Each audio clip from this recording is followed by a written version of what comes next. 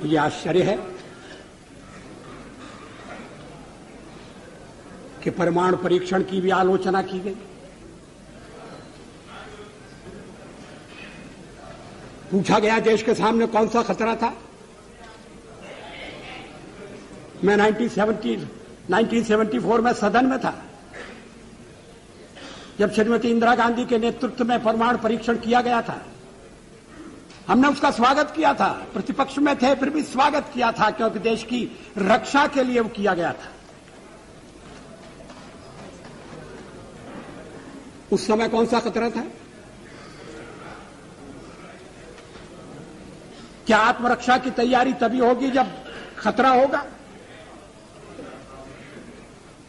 अगर तैयारी पहले से हो तो जो खतरा अगर आने वाला है तो खतरा भी दूर हो जाएगा। खतरा अमल में नहीं आएगा।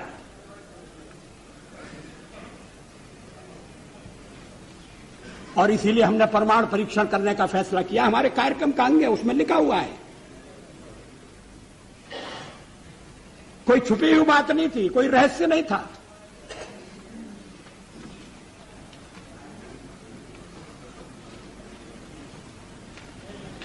अध्यक्ष महोदय, परमाणु परीक्षण के बारे में श्री चंद्रशेखर जी ने कुछ विचार व्यक्त किए।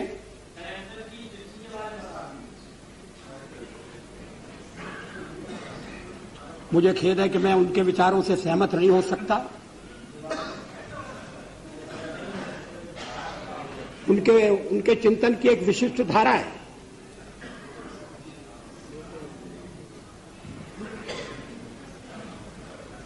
लेकिन 50 साल का हमारा अनुभव क्या बताता है?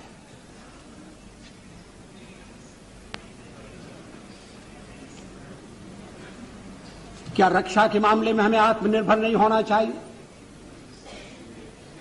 केवल एक पड़ोसी नहीं, हमारे अनेक पड़ोसी हैं। इस समय यूरोप में क्या हो रहा है वो एक चेतावनी है।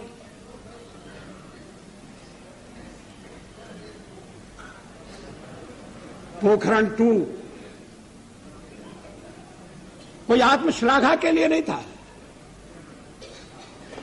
कोई पुरुषार्थ के प्रकटीकरण के लिए नहीं था, लेकिन हमारी नीति है और मैं समझता हूं ये देश की नीति रही है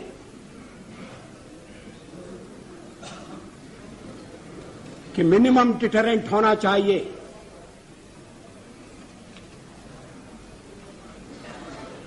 वो क्रेडिबल भी होना चाहिए।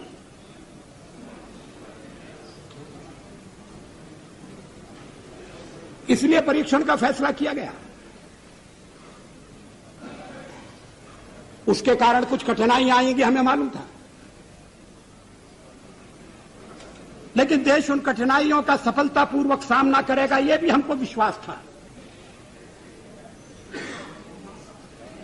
और ऐसा ही हुआ। आर्थिक प्रतिबंध हमें आगे बढ़ने से नहीं रोक सके। रक्षा संबंधी फैसले करने से हमें विरत नहीं कर सके।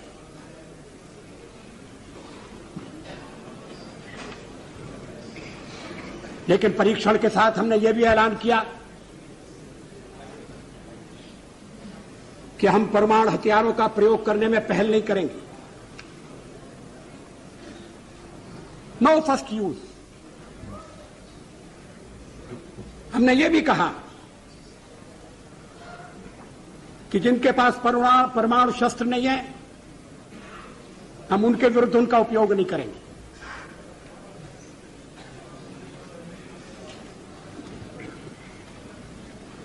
हमने परीक्षण बंद करने का भी ऐलान किया।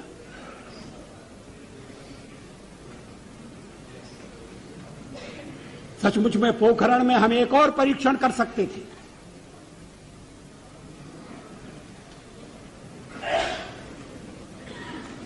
लेकिन जब हमें लगा कि वैज्ञानिक तकाजा पूरा हो गया है तो उस परीक्षण को हमने छोड़ दिया।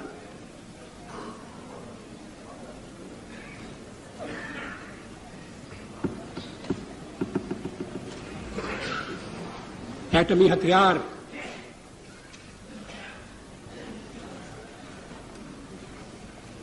रक्षा के लिए भी हो सकते हैं।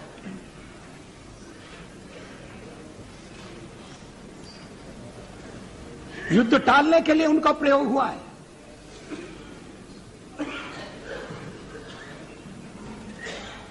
इतने वर्षों तक यूरोप में शांति रही, दो शिविरों में बटे हुए विश्व में युद्ध नहीं हुआ। इसके मूल में कहीं न कहीं ये बात थी कि शक्ति संतुलन है और इसलिए एक दूसरे को छेड़ने से बाज आना चाहिए। डिटरेंट के पीछे यही परिकल्पना है।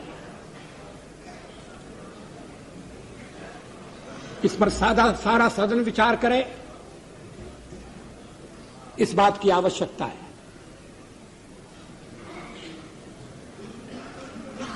आलोचना तो अग्नि 2 की भी हुई है।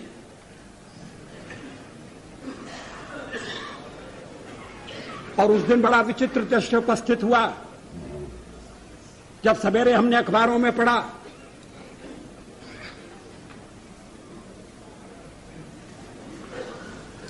कि हमारे एक पुराने मित्र ने, हमारी एक पुरानी मित्र ने हमारे ऊपर दोषारोपण किया कि हम दबाव में आ गए हैं, इसलिए अग्नि 2 का परीक्षण रोक दिया गया है। और उसी समय परीक्षण हो चुका था और अग्निशिखा अपने गंतव्य की ओर दौड़ रही थी। अगर उस दिन हम परीक्षण न करते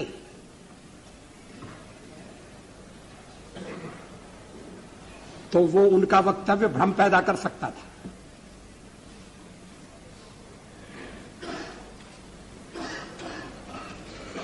विदेशों में भी भ्रांति उत्पन्न कर सकता था। अध्यक्ष महोदय, 13 महीने के अपने कार्यकाल में कभी हमने अंतर्राष्ट्रीय दबाव में आकर कोई फैसला नहीं किया, न हम आगे करेंगे।